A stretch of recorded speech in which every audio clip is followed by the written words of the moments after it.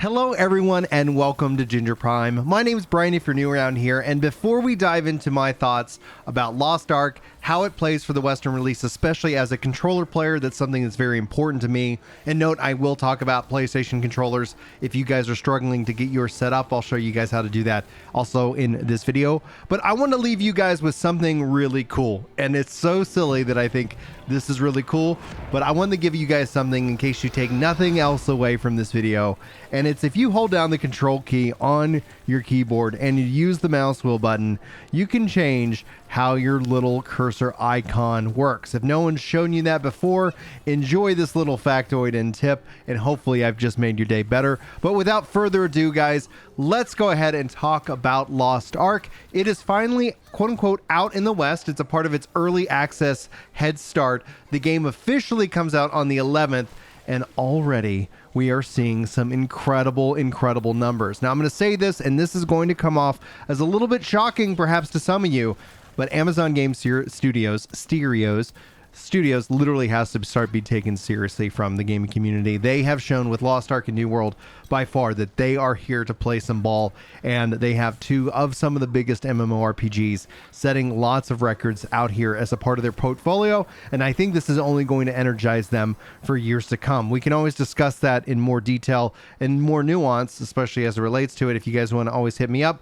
on Discord or in the comments, one way or the other. But now I want to share with you guys why Lost Ark is something that you should be paying attention to.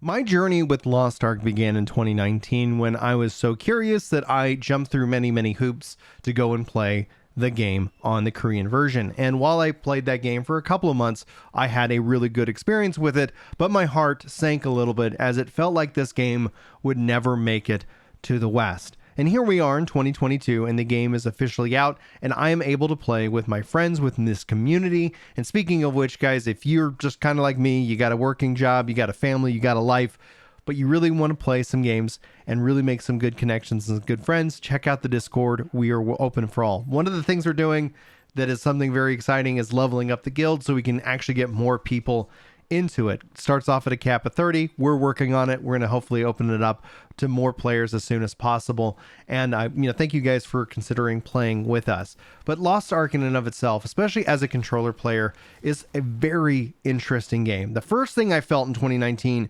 resonates true today, and it's what in the hell is Diablo going to do to compete? And maybe Diablo is the be-all end-all for you. And that's perfectly fine. I'm not sitting here to trying to actually throw sand in it, but that's essentially the first thought I had. The reason I had that thought is Diablo has kind of been doing its space. It's been kind of the thought leader, or what people look to refer to for this isometric genre. Now I would say essentially that's kind of shifted more to Path of Exile, and in this case, Lost Ark. What's really interesting is the impact that Lost Ark has actually had on Path of Exile. Now, perhaps they went ahead and scheduled some updates on their own, but you can see here a big jump in interest in the action ARPG genre. And I said action A, so action RPG genre. I apologize for that. Overall, if you look at this is big. This is something that you should really pay attention to, because right now there is a financial wall to the players, and there's nothing wrong with the financial wall. I'm more in the mind of the buy-to-play gaming model itself, but you can see here that over 500,000 players played this game the other day. The question that I'm looking forward to seeing, and I'm going to share some thoughts with you guys sometime on Friday and over the weekend, is what do those numbers look like over the weekend when there is no barrier to entry, where it is just download and play and have fun. And I think that's going to be something really critical in the long run. But now I want to talk about controller players. As a pro tip, if you guys have not seen my controller guide, just check out the Lost Ark link playlist. It literally will save you so much time and so much comfort. I put a lot of work into it, and it really helps me out. And one of the questions I keep getting is, how do I play on PC with a PlayStation controller? Xbox controllers just work right out the gate. PlayStation controllers, I am so sorry, you're going to have to download DS4 Windows. I will include a link to this. So always download any software. I am not certifying this software as perfection, but it does the job. And I've tested it out. Works great for my PS5 controller. In fact, that's what DS4 Windows as an app does. It kind of detects what PlayStation controller you're using.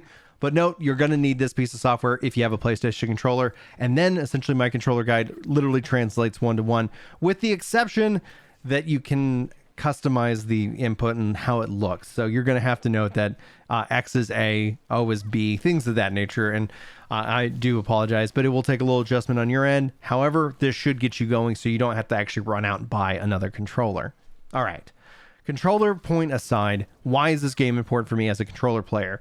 Comfort, comfort, comfort. Will it be like the most efficient player at the end game?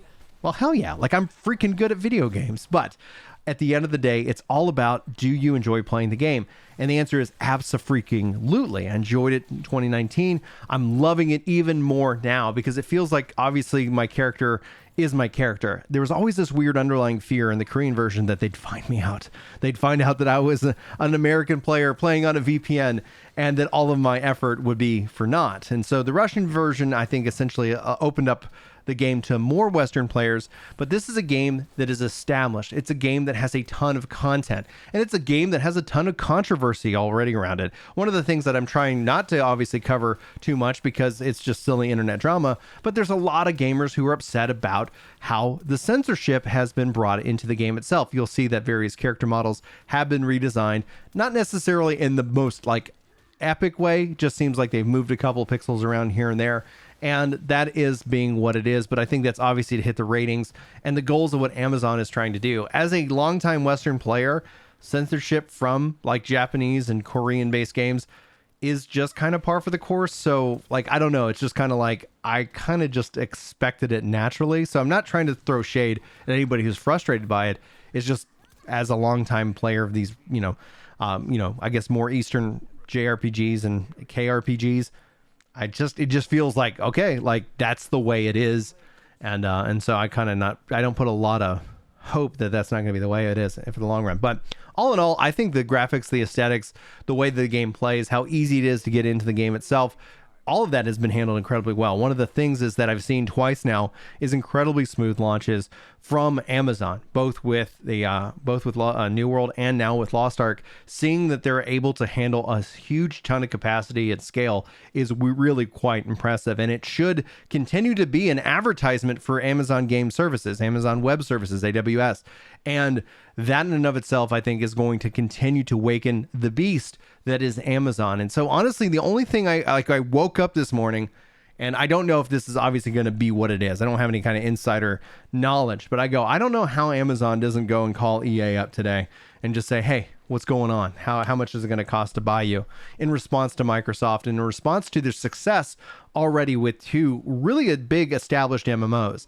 And the fact that Amazon is so in on the MMORPG is really telling, and it should send a message to all fans of MMOs out there that this is a time, this is the new age, this is the third age, the golden age of the MMORPG, and we'll cover that more here on the channel in the future. So here we are. The game is out. What does it look like for me going forward? Well, I think first and foremost, I'm loving the Sorceress. I'm so happy I picked the Sorceress as my starting class. I think that was a real good step because both times that I've really played this game, I was a Barbarian. I was the Berserker. I was like really loving that visceral, like in your face kind of attack style. I love the power of the Sorceress, the skills, the animations, just how everything kind of looks and feels. It is really the best choice. Like, I'm not gonna lie. And I do promise, because a lot of questions keep coming in about how do certain classes feel on the controller, so I'm going to be putting those to the test. But with the ranged aspect, I've heard a lot of people saying that you really can't do ranged on a controller, and that doesn't seem to be the case whatsoever. I think Lost Ark is going to have a really good hold on the market. And I think that yes, we will see dips, yes, we'll see ebbs and flows, but essentially the same kind of principles that we see with MMOs kind of is going to play out. If they keep putting out content, it's going to be a game that people are going to come back to. There's going to be a section of the community that's just not going to be their kind of game, and there's nothing wrong with it. They'll check it out, they'll either spend a little money or they'll bounce out to the next thing that gets hyped up within gaming. And if you're a gaming fan, I wouldn't know why you wouldn't be if you were here already, but beyond that, like February and March alone already are proving to be like so rich in terms of video games that honestly, you would need to literally take like 2 months of vacation just to try and experience everything. So my question and my answer to you, so the question and answer in this case is, should Lost Ark be something that you set time aside for? And if you have ever enjoyed Diablo or Path of Exile or a Final Fantasy game or a World of Warcraft, like, yes, I think this is something that you should definitely take time aside for. If you're already pot committed to like the Witch Queen that's coming out here in a little bit, if you're already pot committed on, like, I guess, especially like Guild Wars 2, I'm already excited about that, but I don't know if I'm going to be able to fit that in February. All things within balance, all things within a little bit of time. Note that you won't necessarily, I think, miss out on too much from this game, because essentially this game's going to be around for a very long time. It's going to have a very healthy and passionate community, and I think it's that health and that passion within the community itself is the reason why we're finally talking about it in terms of the West, in terms of that context as well. Obviously, critiques of the game's monetization system are going to always be up for debate and for discussion, especially with Amazon. One of the things that I think actually is going to benefit New World in the long run is Amazon's handling of Lost Ark. If it ends up feeling so much like a cash grab and just kind of like, hey, we're just trying to like quick profit, turn around and shut this thing down, I think that will actually bode worse against New World. But I don't think, based off of what we've seen with their monetization changes, that it's in their best interest to try and, I guess, pull a fast one over on the players. However, again, being this is Amazon, like, I think it's still about that constant drumbeat of building up trust within the community, communicating,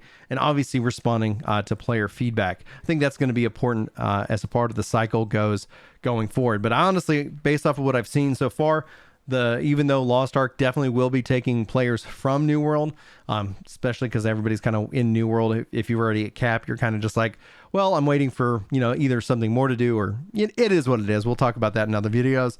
But I think you'll see, keep people kind of shifting back and forth.